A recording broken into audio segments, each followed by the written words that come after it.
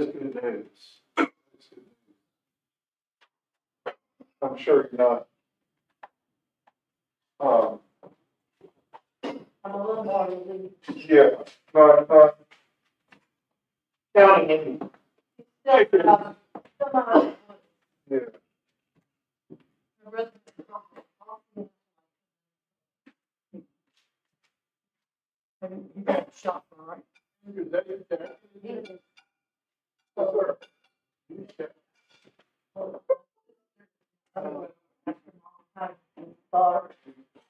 After the fact, for she was playing a lot, that she went up and come and visit.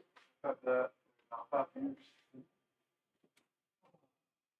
So you gotta get your vaccination, or you're gonna come and visit. The little things that we have. I know she can, so that's gonna come, and she, maybe they stay outside.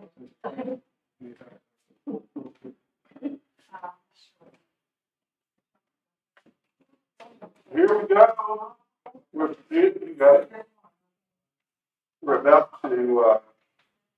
We're about to get into it here.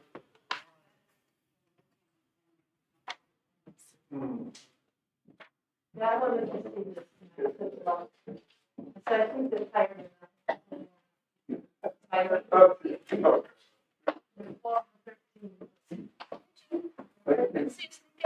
They can watch Ellen. I have no idea. I don't wanna be on camera. Yeah, no, here we go.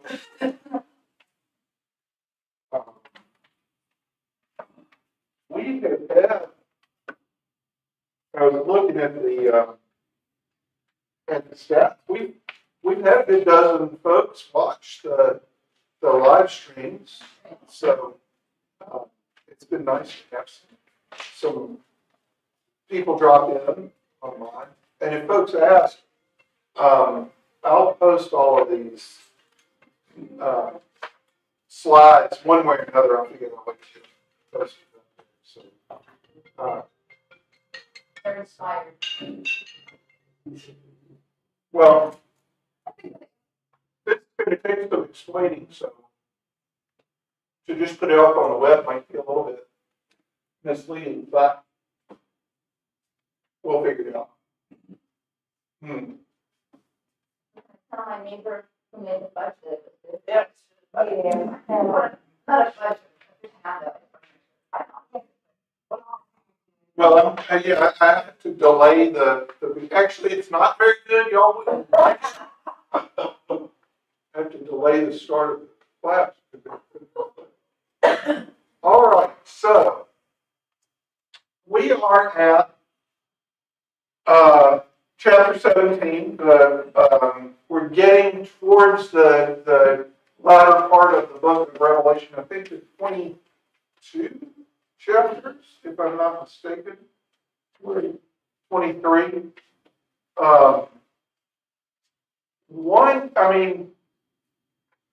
It's tempting to go through and kind of trace the plot all the way through because you can do that.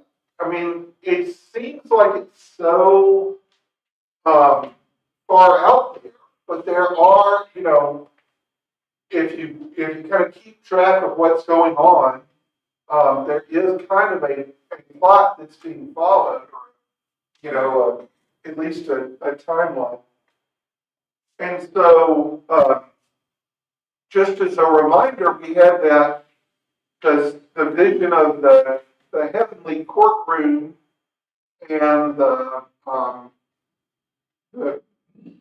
Ancient of Days seated on the throne, and the Lamb, and the 12 kings, and the 12 kings and the 12 apostles, the 7 lampstands, and so, and the 7 seals, and this is kind of the wrapping up of the opening of the 7th seal.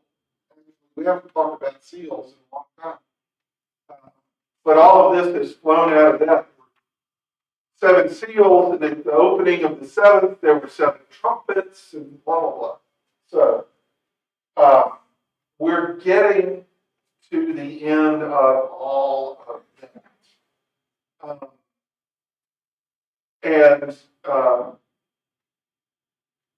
as this is coming to a conclusion, these 7 angels with 7 bowls of plagues, have come out, and one of the 7 comes up to John and says, "Come, I will show you the judgment of the great whore who is seated on many waters."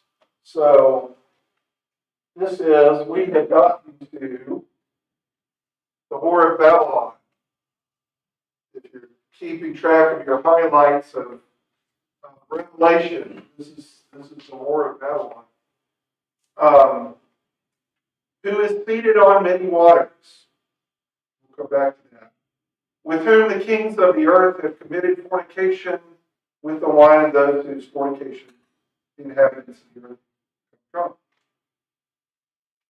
When I saw her, I was greatly amazed, but the angel said to me, "Why are you so amazed? I will tell you the mystery of the woman, and of the beast with 7 heads and 10 horns that carries her." Okay, so there's a woman, and she is seated on this beast, and the beast has 7 heads, and the beast has 10 horns.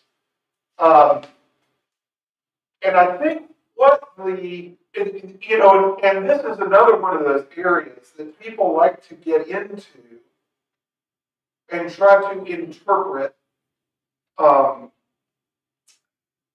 literally, what each horn and so forth is or means, or what this is predicting will happen. I think again it's a good time to remember that this is allegorical. This is an allegory, and this is poetry, and it's trying to describe the way that kind of power operates. What happens when you have a concentration of power?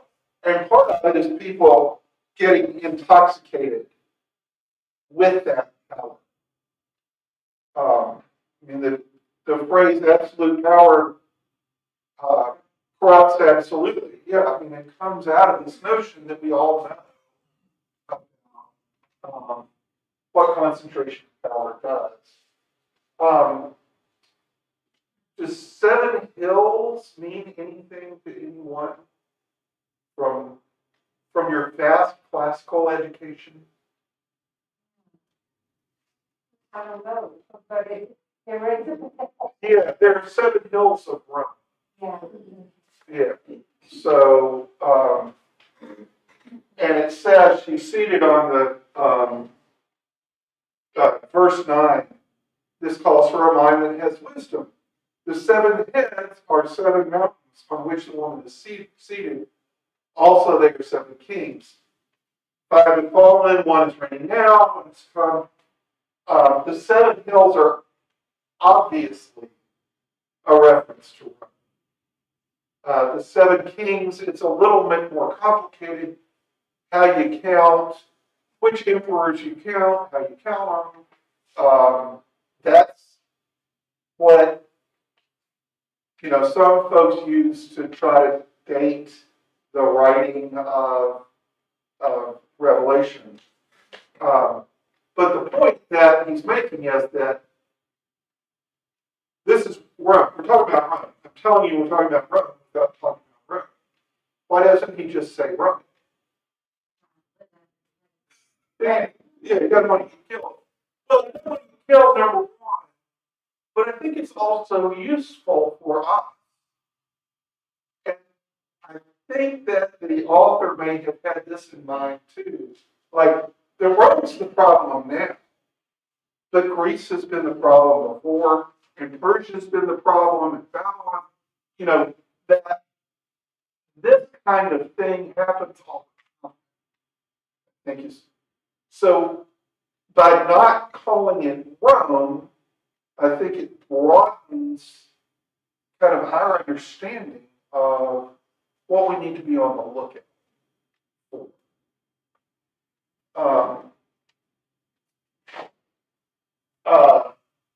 And the many waters are the, you know, the nations that Rome has under its control.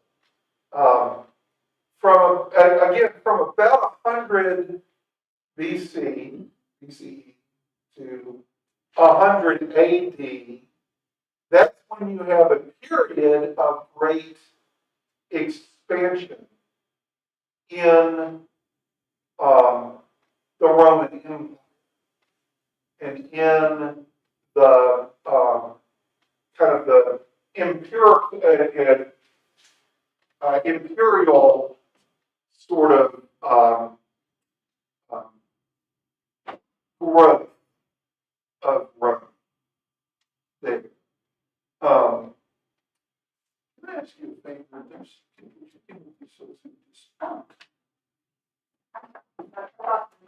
Yeah, no, that's okay.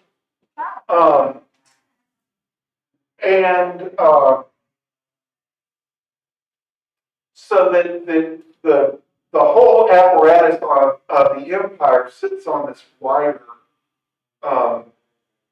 base of these many nations that are out there. And it talks about down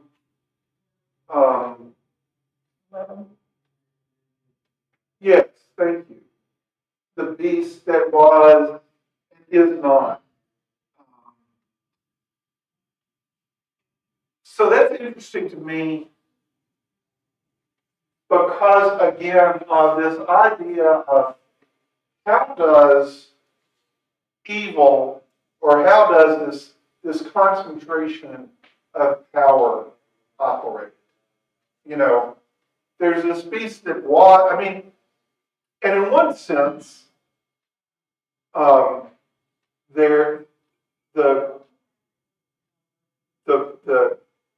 writer of Revelation, John from Revelation, may be talking about a specific way in which the emperors succeeded one another. But there's also this sense of like,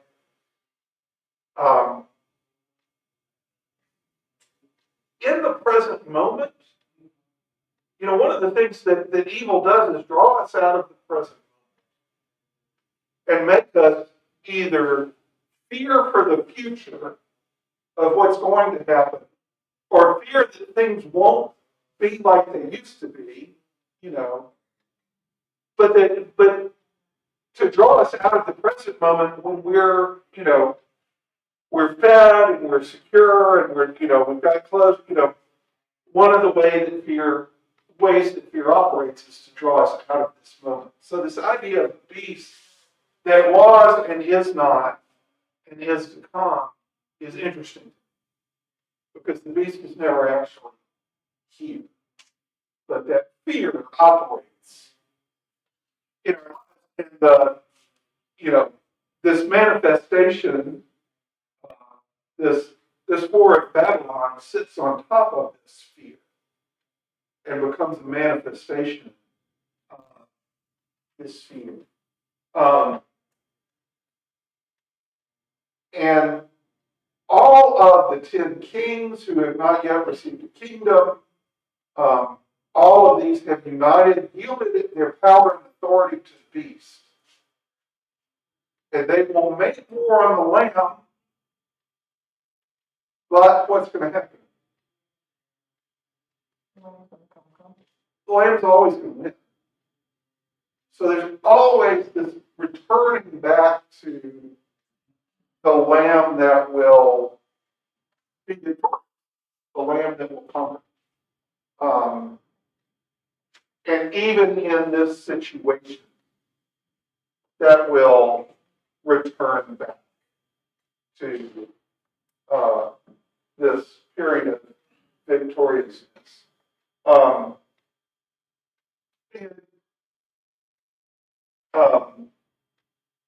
If you look on down into verse 16, where it says, the 10 horns that you saw They and the beast will hate the whore, and they will make her desolate and naked. They will devour her flesh and burn her up. It's almost like there's this kind of self-implosion. This things get built up to a point, and then they cave back in on top of themselves. And if you go back even into the Old Testament prophets, I mean, really, like, God gets a bad rap in the Old Testament for being vindictive and control. But so much of what the prophets are saying on behalf of God is that not so much that God's going to cause destruction, as, when you concentrate power in this way, sooner or later it's going to implode, and God has been preventing, the prophets will say, God has been preventing you from experiencing the consequences of your actions. God's not going to do that. God's not going to protect you anymore. You keep behaving in the way that you do. And this is a similar, I think, sort of an illustration where you have, these various factions of the empire, and here John is saying, they're going to devour one another. They're going to essentially implode on themselves.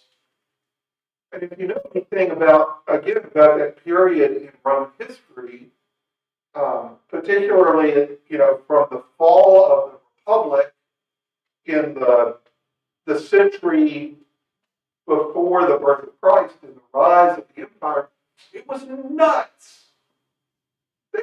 They were tearing themselves apart with civil wars.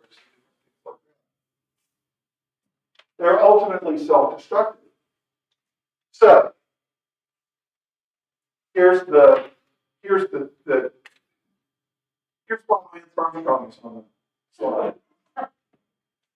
So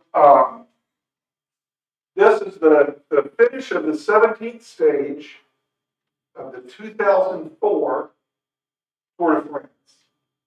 This big uphill finish that Lance Armstrong's primary rival, Jan Ullrich, and Lance had been racing up, and in front of them, one of Jan Ullrich's teammates, Andreas Kloden, who was a young rider who was just coming into his professional career, his job was supposed to be to ride, to lead Jan Ullrich to beat Lance Armstrong.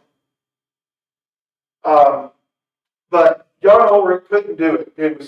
He couldn't ride faster than Lance Armstrong. So there was a certain point at which Jan Ullrich said, "Okay, Andreas Kloden, go get your first win. Great job, kid. You did everything for me you should have done. I'm gonna let you go win this stage of the Tour de France," which for some people that's the highlight of their whole career. You win one stage, it's huge. And so he had let him go do that. Lance is back there riding with Jan Ullrich. Well, Lance decides at the last minute, no, I think I want to win this. So he takes off, and you can see, if you watch this on TV, you can hear the announcers say, well, it's all over, and Kloden's about to win. Wait, no, here comes Armstrong. Everybody was shocked that this happened. And, recently I've heard Lance Armstrong talk about this and say, I was such a jerk. How could I have done that? Why couldn't I just let him have his big day?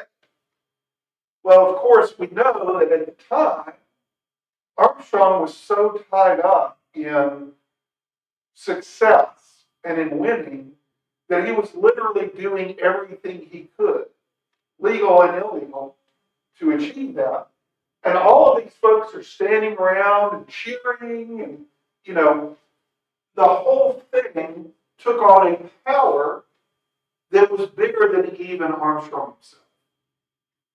There was this whole mechanism of success and of victory, of championship, where he was so arrogant the way he behaved, um, and such a jerk to everybody. But that didn't matter. The only thing that mattered was winning. But that took on a power that was bigger than any of the individual people. Almost like an addiction. Almost like an addiction, exactly. Now, to be honest, is a. Well, and I don't think as many people, I mean, I love to hear him talk now. Because he'll tell stories of like being at, he went out to eat. He spends a lot of time in Aspen, Colorado, went out to eat. Was at this place, and like, as people saw he was there, they kind of, the room kind of turned and things got real uncomfortable. He eventually got up and left. And then he paid for everybody's meal in the restaurant. It's like, I get it. I understand why people don't. Like, and I want them to have a good night. So that's inside. The point, though, is that I think that's an illustration of what John's writing about the way that concentrated power concentrated in an empire, can operate and take on a life of its own, even to the point where it starts to consume itself. It can be self-destructive. But again, the good news is the Lamb's going to win. The Lamb's always going to win at the end. We know how the story's going to come out. The question is whether individuals are going to participate in this kind of self-implosion, self-destruction, or whether they will participate in the life of the Lamb. In chapters 19 and 20, you kind of get a description of the last battle. C.S. Lewis actually has the last book of the Narnia Chronicles is called The Last Battle. And I think he does a very good job of putting this into the kind of setting of Narnia, those stories, and getting it narrative. But this, again, the point of this is to illustrate that there are cosmic forces of good and evil in competition with one another. But at the beginning of it, 19 verse 11, then I saw heaven open, and there was a white horse, and its rider is called Faithful and True, and in righteousness he judges and court. If you remember the red horse and the other white horse, black horse, and the pale green horse, here we have a white horse of victory. Is this one that they were talking about? When they listed the horses, is this the one? I think that this is this may be a different one, but again, the point is that it's white and it's victorious. Whether it's the same horse or a different horse, you also have a little bit of you're not quite sure whether the one, like the Son of Man, is Christ or the Lamb is Christ. Some of it remains sort of unclear, and that's on purpose. Like, we can't really know everything. But our desire to try to chop it up and really get to know and understand how do all of these pieces can sometimes lead to an illustration like this. These were laid out. This was first laid out in a Bible called the Scofield Study Bible. Some of you may be familiar with the Scofield Study Bible. The Schofield Study Bible talked about 7 dispensations. Sometimes you will hear the term dispensationalism. This is in biblical studies kind of the equivalent of trying to say, okay, the classical period began on this date and ended on this date. And then the medieval period began on this date and ended on this date. And that's when the Renaissance began and it lasted until here. And that's when the Age of Enlightenment began and that lasted until here. And it was, you know, this is a similar sort of project. We know that you put labels on periods, but they're not really fact. They're just our reading onto it. So same thing with biblical scholarship. It's kind of trying to read back onto it something that's not necessarily there. But what it talks about are these different ages, are these different periods.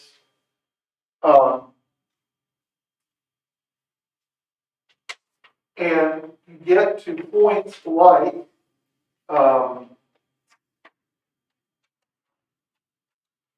in chapter 20, the angel comes down from heaven, has these great chains, sees the dragon, who is the devil and Satan, and bound him for 1,000 years, and threw him into the pit, sealed it over him so that he wouldn't deceive the nations no more until the 1,000 years were ended. Okay. When you hear people talk about the millennium, that's the millennium that they're talking about. And this is an attempt to try to spell out when that millennium is going to happen, what's going to happen after that, so forth and so on. That I'm not so sure, again, is the point of what John's trying to do. I don't think John's trying to write, I don't think John's trying to write journalism or history in advance. What he's trying to do is illustrate that the 2 beasts will be defeated, Satan will be restrained, and Christ's authority and supremacy will be clear. I think that's what he's getting.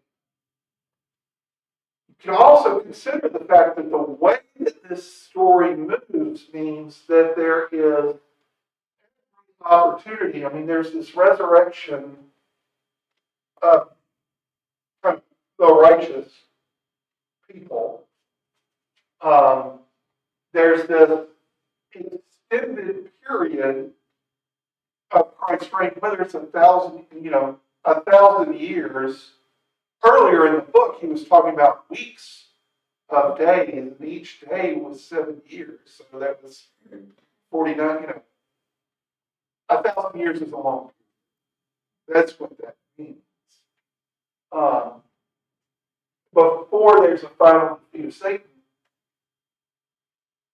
that gives all of the people who had been deceived by the deceiver, all of the people who had gotten wrapped up in the addiction of power, all of the people who had participated in the corruption of the empire, gives them the opportunity to gain perspective on what they were doing, who and what they were doing. And at that point, after Satan's ultimately defeated, after there's been that long period, that's when the ancient days shows. After people have given this extended period to gain perspective. But you see in 2011, I saw a great white throne and one who sat on it. The earth and heaven fled from his presence, and no place was found for them. And I saw the dead, the great and the small, standing before the throne, and books were opened. Also, another book was opened, the book of life. And people, and that's when you have judgment. But not until people have the opportunity to get that perspective on their life.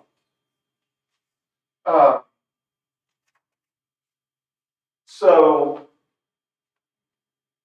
I guess the part of the point here is to say this system, dispensationalism,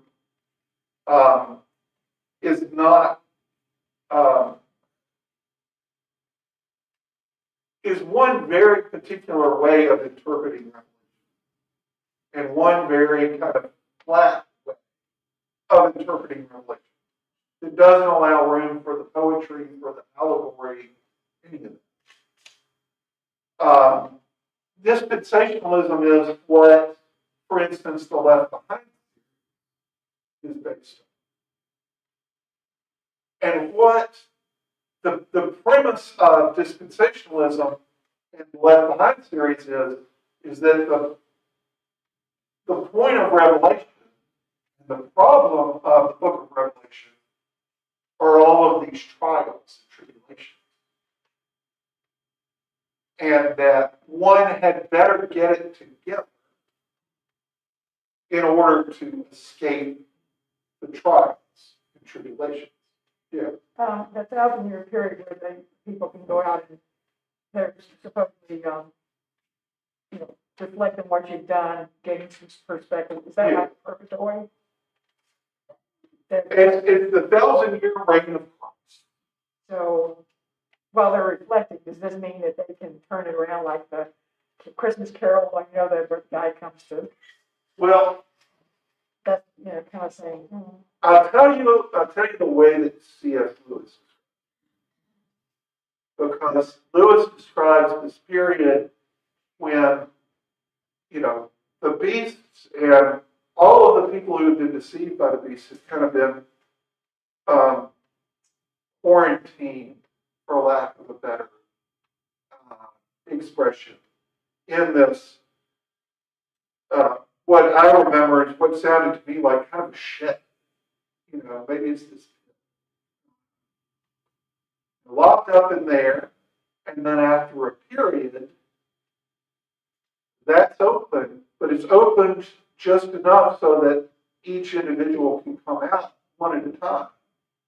And I can't remember if it's God per se or Aslan the lion, who is the representation of Christ, of course, is standing there right at the entrance. And many of the folks come out and they try to attack him, so they're sent off. But one of them comes out and looks up and realizes who Aslan is and what Aslan is, and therefore goes in with the group that will. There's a sense that coming out of there, that person recognizes the face of God. So I don't know what that involves. I don't know how long it takes. But I'm kind of with C.S. Lewis in the sense of if a person knows God and they see God, then that person will probably be okay. And that there is space in there for us, again, to get the perspective that we need in order to be able to recognize God. Yeah. There's a writer named John Holtz, who's no longer with us, but he's about 2 years ago, Baptist minister who wrote several books. And so he kind of thinks about it. And he said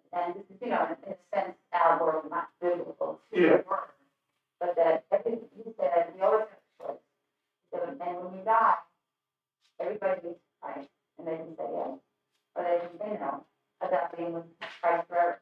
But who would say no? In their faith in Christ. You know what I mean? Yeah, So it's like it's just a more generous way of looking at it. exactly. And you know who, more than anyone wants to hear yes, is Christ. Like that's the whole, and we'll get into that in a second. But yeah, no, I mean, where I'm headed is to say that whereas a lot of times in culture, we hear revelation and trials presented as the problem. But they're not, they're, that a problem that can only be fixed by, conversion. And I don't think that that's what Revelation is trying to say. I mean, the trials seem unpleasant, but they're not necessarily a problem for people who are not caught up in the cycle, number one. And number two, they're not the point is this presence of Christ to us. This vision of the new city. So Babylon was presented as a corrupt woman.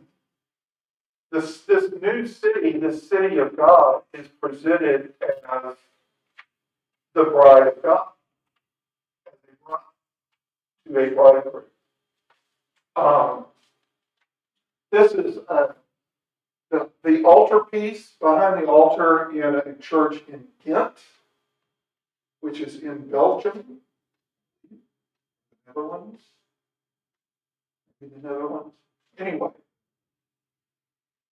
this is a depiction of this scene in these final chapters of Revelation, the city of God.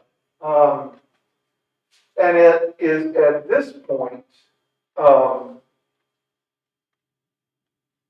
in chapter 21, verses 5 and 6, the one who is seated on the throne said, "See, I'm making all things new." Also, he said, "Like this, for it's trustworthy and true," said to me, "It is done. I am the Alpha and the Omega, the beginning and the end. All of these trials are now finished." I was having a conversation earlier tonight about one of those kinds of questions, those type of questions that we kind of like will never really get answered, but that we're always working on. Part of the promise of this to me is there will come a point in which we'll have an answer.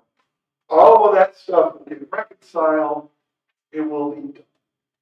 All of that, and then the thing that we are invited into, this is the point, on down in 6, to the thirsty, I will give water as a free gift from the spring of the water of life. Those who conquer will inherit these things, and I will be their God, and they will be my children. And how do you conquer? If you remember back to the beginning of Revelation, you conquer by persisting, by patient persistence. You conquer by not participating in that corrupted life of the empire. Even though not participating makes your life more difficult. You conquer not by armed battle, but by principled non-participation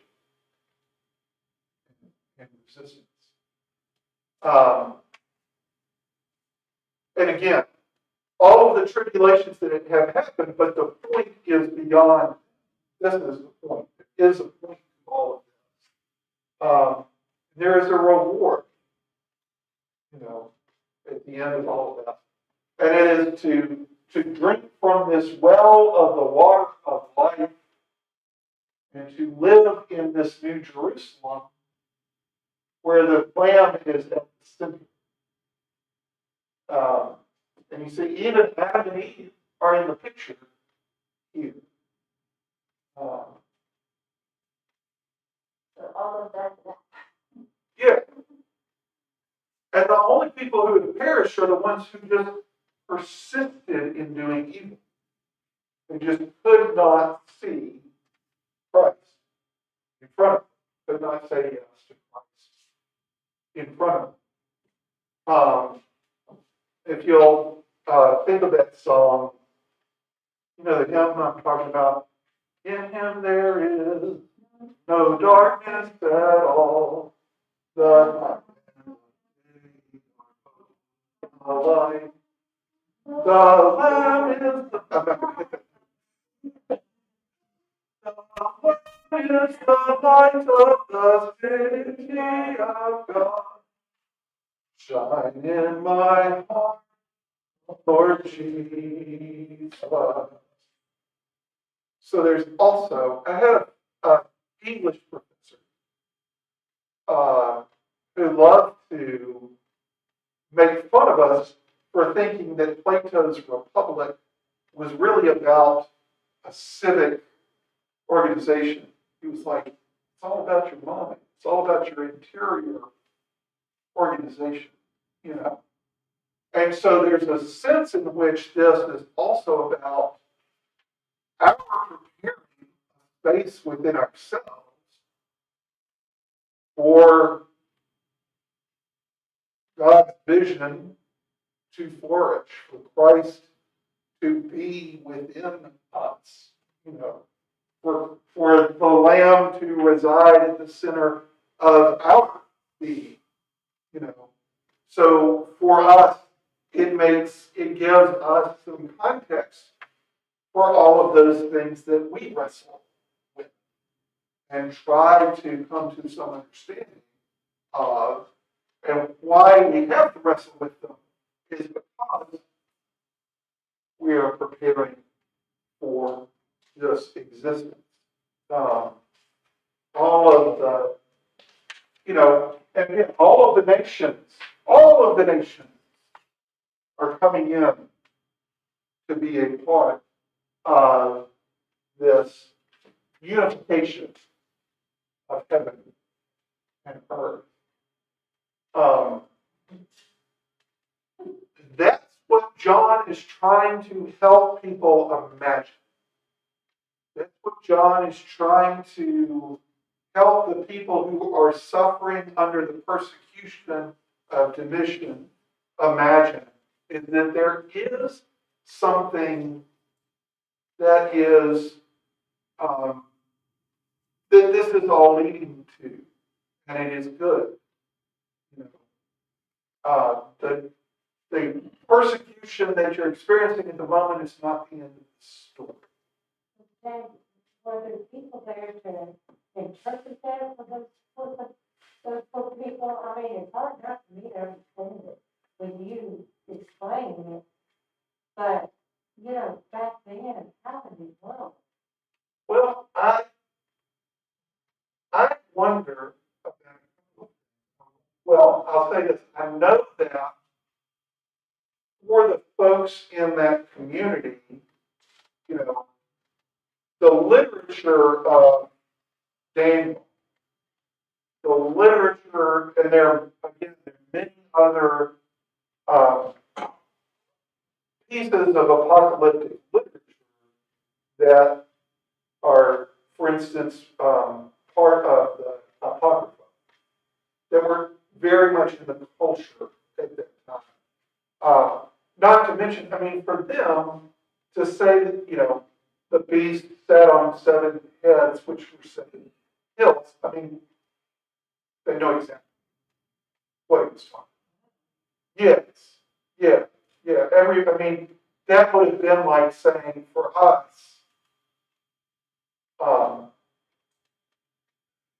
I'm trying not to use, if I use an image, that involves the United States. I'm just using it because, not because I'm making parallels. But it'd be for us like saying, the woman sat on a white house. It would be that obvious to them what he was talking about. And I wonder sometimes if there's not a lot more that we just, just goes right over. But I was intellectual, really. I think a lot of people understood. Yeah. Oh yeah. Especially ones that were not, whose needs are not being met by this empire. Yeah. That's right. That's right. And that's a lot of who was involved in the churches that he was writing. The seven churches. And so what he's trying to do, and what the author or authors of Daniel were trying to do, and what apocalyptic literature tries to do is to shape our imagination and our perception of a situation so that we can act in certain ways.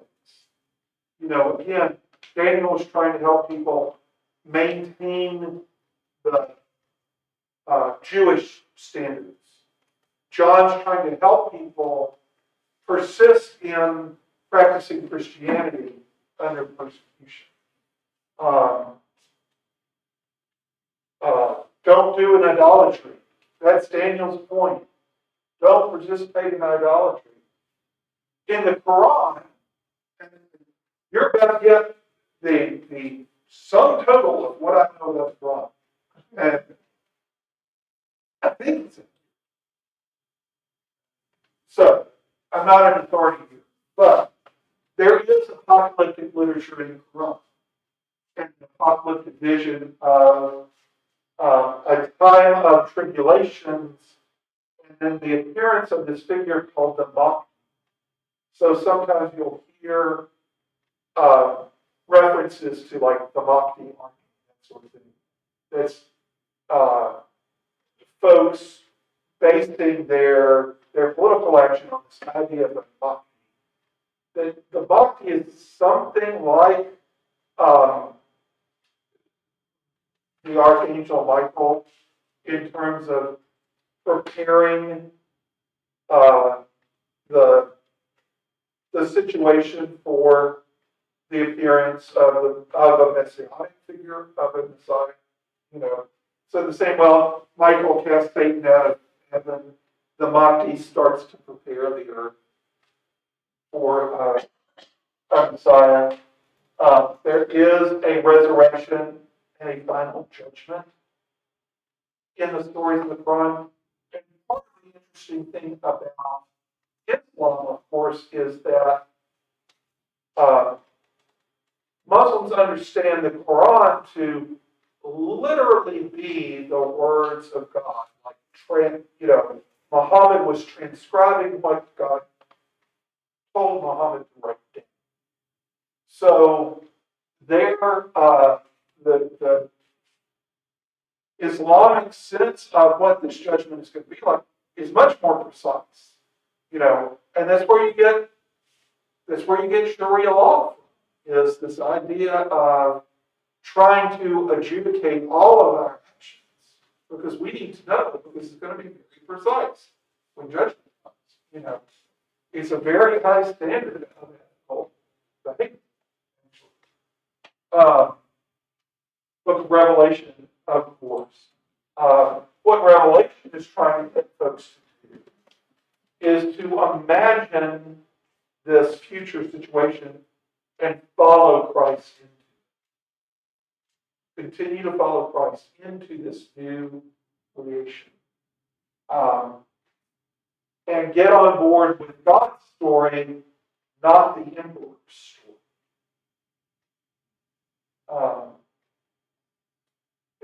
Again,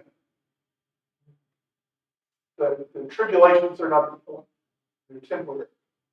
The point, the solution, is this final revelation.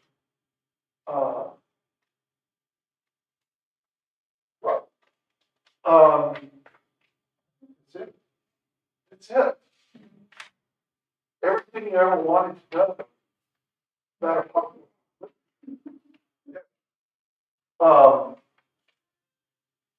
So, imagine that,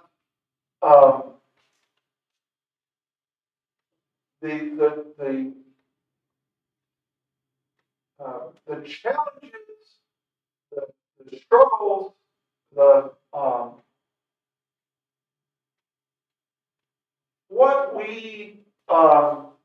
what we wrestle with is a reflection and is an analogy for a bigger wrestling that's happening on a larger scale.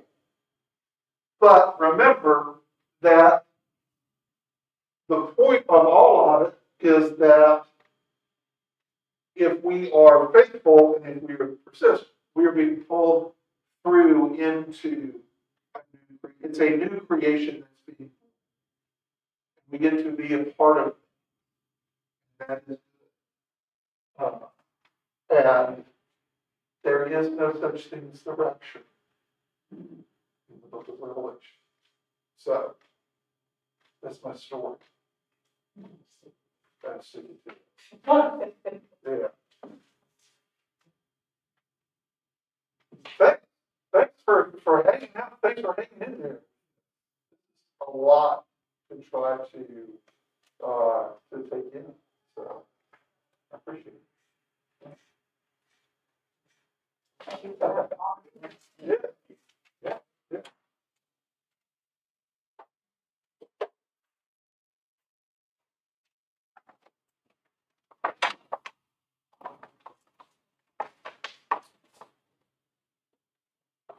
Thank you, David.